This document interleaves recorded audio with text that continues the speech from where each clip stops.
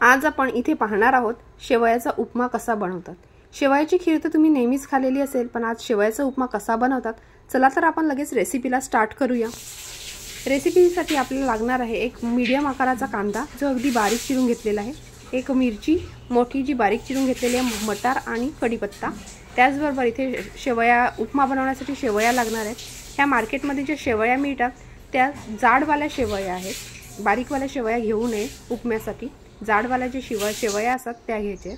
आता इथे मी पॅन गॅसवरती एक कढई गरम करत ठेवलेली आहे, त्याच्यामध्ये एक मोठा चमचा तेल घातलेला आहे। तेल व्यवस्थित गरम झालं की आपण त्याच्यामध्ये ही मोहरी घालणार आहोत। आता आपण मोहरी घातलेली आहे।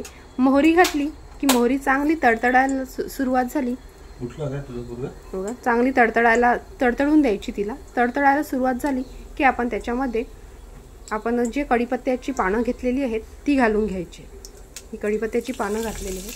कढीपत्त्याची पानं ही चांगली तेलामध्ये तळली गेली, बघा चांगली व्यवस्थित अशी तडतडत आहेत की त्याच्यामध्ये आपण जो मीडियम आकाराचा कांदा बारीक चिरून घेतलेला होता तो घालणार आहोत। आणि कांदा हा नेहमी बारीक चिरावा, तुम्हाला जेवढा बारीक चिरता येईल तेवढा बारीक चिरून घ्यावा।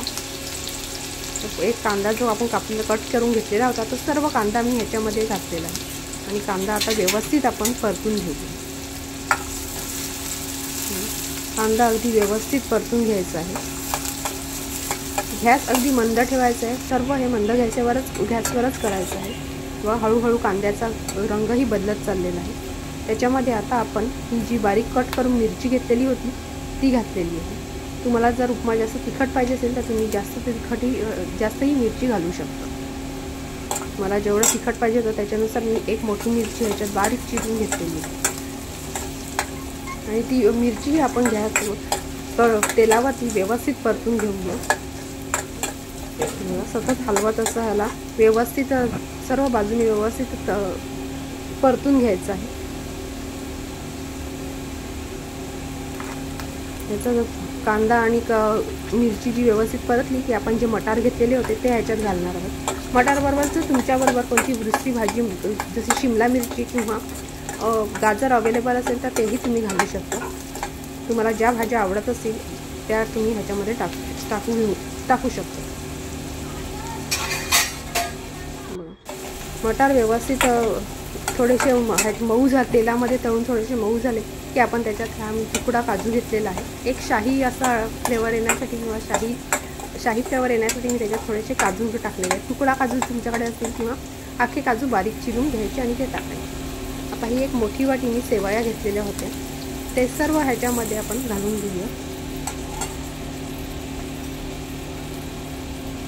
शेवया आपण ह्याच्यामध्ये घातलेल्या आहेत। ह्या शेवया आपण व्यवस्थित परतून घ्यायच्या आहेत। अगदी गॅस बारीकच, कुठेही गॅस मोठा करायचा नाही, गॅस हा बारीकच राहू द्या। त्यामध्ये आपण व्यवस्थित ह्या परतून घ्यायच्या आहेत। त्याचा हलकासा कलर बदलेपर्यंत आपण ह्याला परतून घेणार आहोत। आता तुम्ही बघू शकता की आता ह्याचा शेवयाचा थोडा कलर बदलत आलेला आहे। आता आपण ह्याच्यामध्ये आपल्याला चवीप्रमाणे आपण मीठ घालणार आहोत। व्यवस्थित परतून झालं की आपण ह्याच्यामध्ये आता मीठ घालणार।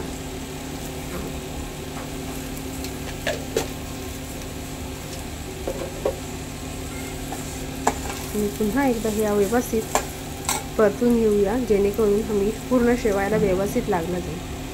त्याच्याबरोबर इथे मी 2 वाटी पाणी घेतलेलं आहे। ज्या वाटीने आपण शेवया घेतलेल्या होत्या त्याच वाटीने आपण पाणी घालणार आहोत। 2 वाटी, 1 वाटीला 2 वाटी हे प्रमाण आहे। तर हे 2 वाटी पाणी मी घालून घेतलेलं आहे आणि ते व्यवस्थित एकदा हलवून घेते।